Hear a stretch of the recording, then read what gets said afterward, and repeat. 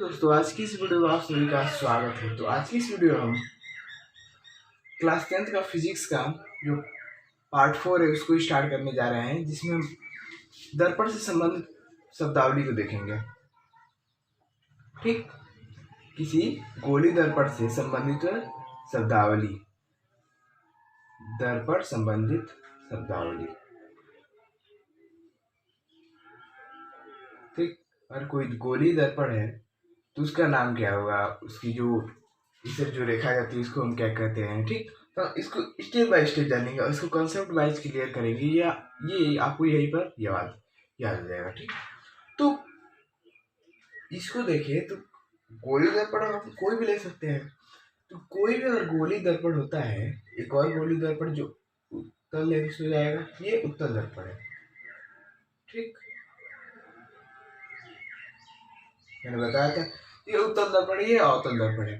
ठीक, ये दोनों ही गोली दर्पण का भाग होते हैं। ठीक, जैसे अगर हम इसको बढ़ाए आगे तक, इसको इस तरह बढ़ाते जाए, इसको तो एक बिंदु पर आकर मिलेगा। ठीक, ये गोलाई में आकर मिलेगा।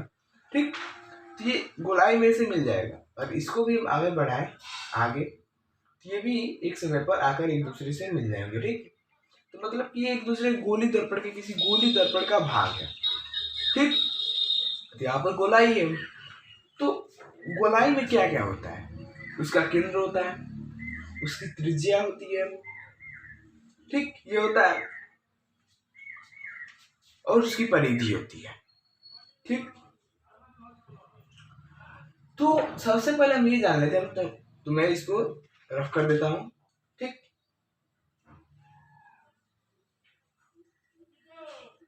तो सबसे पहले हम जान लेते हैं कि आखिर इसे क्या कहते हैं। इसे हम क्या कहते हैं, तो इसे हम परावर्तक पृष्ठ कहते हैं। जो ये है, इसे मैंने पहले बताया था, फिर भी एक बार रिवाइज कर देता हूँ। इसे परावर्तक पृष्ठ, और परावर्तक पृष्ठ जो होता है उसे परावर्तक पृष्ठ को M1 M2 से रिप्रेजेंट किया जाता है। किससे? M1 M2। ठीक, मतलब इसका डिफिनेशन हो जाएगा, प्रकाश का परावर्तन जिस दर्पण पर होता है, जिस दर्पण के पृष्ठ पर होता है, उसे परावर्तक पृष्ठ कहते हैं। ठीक, आई होप आपको क्लियर हो गया होगा परावर्तक पृष्ठ के बारे में। उसके बाद इसका जो मध्य बिंदु है, यहाँ से यहाँ की, इससे जो मध्य बिंदु है इसका, मतलब यहाँ पर मध्य बिंदु आएगा। ठीक, तो इस मध्य बिंदु को हम लोग ध्रुव कहते हैं। ठीक, इसको हम ध्रुव कहते हैं। क्या कहते हैं? इसको ध्रुव कहते हैं। तो यहाँ पर लिख देते हैं, और ध्रुव को किससे रिप्रेजेंट किया जाता है? ध्रुव को P से रिप्रेजेंट किया जाता है, क्योंकि इसको इंग्लिश में पोल कहते हैं, मतलब इंग्लिश में इसको पोल कहते हैं, इसलिए इसे P से रिप्रेजेंट किया जाता है, मतलब P से दर्शाते हैं।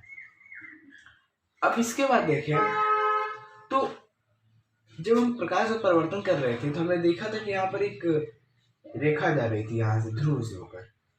ठीक, यहाँ से एक रेखा जा रही थी, तो उसके बारे में पहले जान लेते हैं। ठीक, तो इसको जानने से पहले हम एक और चीज जान लेते हैं कि वक्रता केंद्र किसे कहते हैं। ठीक, वक्रता केंद्र किसे कहते हैं, तो यहाँ पर केंद्र होगा किसी भी, अब साधारण कोई पूछे तो वृत्त का केंद्र किसे कहते हैं, तो वृत्त के मध्य बिंदु को वृत्त का केंद्र कहते हैं। ठीक, हम उसी तरह वही डिफिनेशन यहाँ पर भी लिख देते हैं, बस यहाँ पर गोली दर्पण का फर्क होगा। तो यहाँ पर डिफिनेशन हो जाएगा, प्रकाश का परावर्तन जिस गोली दर्पण से होता है, जिस गोली दर्पण के कटे हुए भाग से होता है, ठीक, उसके केंद्र को वक्रता केंद्र कहते हैं। ठीक, प्रकाश का परावर्तन जिस गोली दर्पण के कटे हुए भाग से होता है, उसके केंद्र को, मतलब वक्रता केंद्र, वृत्त के केंद्र को वक्रता केंद्र कहते हैं इसकी दृष्टि से। ठीक, तो यहाँ पर वक्रता केंद्र के बारे में हमने जान लिया। तीसरा, तो वक्रता केंद्र को हम लोग C से प्रेजेंट करते हैं, इससे C से, क्योंकि इसको इंग्लिश में सेंटर कहते हैं। ठीक, जो भी यहाँ पर नाम को रिप्रेजेंट किया जाता है वो इंग्लिश के ही नाम से पहले अक्षर से ही रिप्रेजेंट किया जाता है। अब इसके बाद में वृत्त में एक त्रिज्या होती है, तो त्रिज्या के बारे में जाने। तीसरी त्रिज्या क्या होगा, तो वही हुआ है जैसे यहाँ पर बता रहा हूँ, प्रकाश का परावर्तन जिस गोली दर्पण के कटे हुए भाग के जिस भाग उस भाग की त्रिज्या को, ठीक, उस गोली दर्पण की त्रिज्या को वक्रता त्रिज्या कहते हैं। मतलब कि गोली दर्पण की जो त्रिज्या होगी उसे ही हम वक्रता त्रिज्या कहेंगे। अब वक्रता त्रिज्या कैसी होगी, तो वक्रता त्रिज्या कुछ ऐसी होगी जैसे यहाँ से यहाँ पर ये जो रेखा गई है ये वक्रता त्रिज्या होगी, ठीक। ये तो मैं पहले से ही पता है। इसको डिफिनेशन के रूप में देख लेते हैं। प्रकाश का परावर्तन जिस गोली दर्पण के कटे हुए भाग से होता है उसकी त्रिज्या को वक्रता त्रिज्या कहते हैं। तो हमने वक्रता त्रिज्या के बारे में जान लिया। वक्रता त्रिज्या इसको हम किससे रिप्रेजेंट करते हैं, इसको आर से रिप्रेजेंट करते हैं, ठीक। ये हो गया, इसको हम पूरे को आर से रिप्रेजेंट करते हैं। अब उसके बाद आता है फोकस बिंदु। तो फोकस बिंदु को बताने से पहले मैं इसको बता देता हूँ, ठीक, क्योंकि ये इससे रिलेटेड है, इसलिए इसको पहले बताना जरूरी है ताकि कॉन्सेप्ट क्लियर हो जाए। तो ये जो रेखा गई हुई है रेड कलर की, ये यहाँ से इधर गई हुई रेखा, तो हम इसे क्या कहते हैं, इसे हम मुख्य अक्ष कहते हैं, ठीक। तो हमने मुख्य अक्ष के बारे में जान लिया। मुख्य अक्ष, ठीक। तो मुख्य अक्ष किसे कहते हैं, मुख्य अक्ष जब वक्रता केंद्र तथा ध्रुव को मिलाने वाली रेखा को मुख्य अक्ष कहते हैं, ठीक। जैसे ये वक्रता केंद्र है और ये ध्रुव है, इन दोनों को जब दो कोई रेखा मिलाएगी, मतलब इसको मिलाने वाली रेखा कोई इधर से आएगी, उसको ही ध्रुव कहते हैं। वक्रता केंद्र और ध्रुव को मिलाने वाली रेखा को मुख्य अक्ष कहते हैं, ठीक। ये आपको क्लियर हुआ होगा। अब इसके बाद जिसको पी से रिप्रेजेंट करते हैं, यही पी होता है, ठीक, यही। इसके बाद आता है जो मैंने बताया था कि फोकस बिंदु किसे कहते हैं, ठीक। तो फोकस बिंदु किसे कहते हैं, तो इसके लिए एक और कंस्ट्रक्शन करना पड़ेगा। जैसे जब प्रकाश की किरणें इधर से आती हैं, ठीक, तो परावर्तन के पश्चात, ठीक, परावर्तन के पश्चात जिस बिंदु से होकर जाती है, तो यहाँ से प्रकाश की किरण आएगी, इसे टकराकर जिस बिंदु से होकर जाएगी उसे हम फोकस बिंदु कहते हैं। इसे हम स्मॉल एफ से रिप्रेजेंट करते हैं, ठीक। तो हो जाएगा फोकस बिंदु,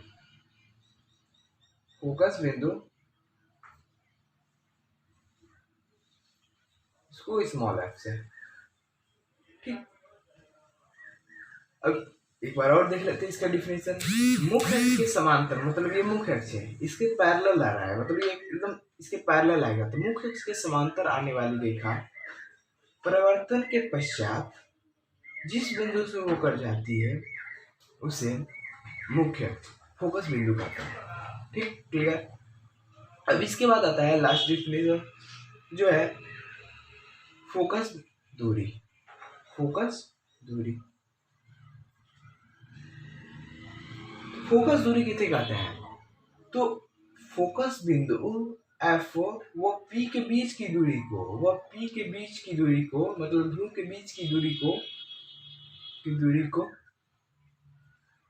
फोकस दूरी कहते हैं, ठीक, फोकस दूरी कहते हैं। इसको कैपिटल F से रिप्रेजेंट करते हैं, कैपिटल F से, ठीक। तो आज हमने क्या क्या सीखा इसके बारे में एक बार और रिवाइज कर लेते हैं। मतलब एक बार यहाँ पर और इमेज ड्रॉ कर लेता हूँ एक बार, ठीक। ये यहाँ पर अवतल लेंस है, अवतल दर्पण, अवतल मिरर, ठीक। तो सबसे पहले हमने सीखा इसे क्या कहते हैं, लेकिन एक चीज और हमने सीखना भूल गए कि इसका जो बिंदु होता है, ये बिंदु, इसे हम द्वारक कहते हैं, ठीक, इसे हम द्वारक कहते हैं।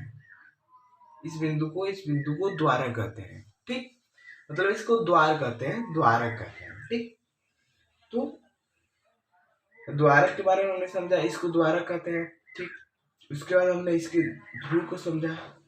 ठीक, इन दोनों के बाद बिंदु को ध्रुव कहते हैं। ठीक, इसके बाद हमने वक्रता केंद्र को समझा, वक्रता के सी से प्रेजेंट करते हैं। उसके बाद हमने वक्रता त्रिज्या के बारे में समझा। ठीक, उसके बाद हमने मुख्य अक्ष के बारे में समझा, इन दोनों को मिलाने वाली रेखा, वक्रता केंद्र ध्रुव को मिलाने वाली रेखा मुख्य अक्ष। उसके बाद हमने